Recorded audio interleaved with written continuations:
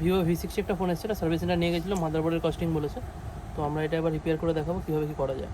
ঠিক আছে, ফোনটা একটু এখানে ব্যান্ড আছে, সিপিউটায় চোট খেয়েছে, যার জন্য ফোনটা আরও ডেড হয়ে গেছে। Vivo V60 মডেলের সিপিইউ প্রবলেম হচ্ছে এখন থেকেই। চার্জে বসিয়ে দেখাচ্ছি, কোনো সময় নেই, লোগো এসে বন্ধ হয়ে গেল, চার্জিংয়ের লোগো এসে বন্ধ হয়ে গেল, অ্যাম্পিয়ার 0.48। এবার এটা আমরা রিপেয়ার করে দেখাবো কীভাবে করা যায়।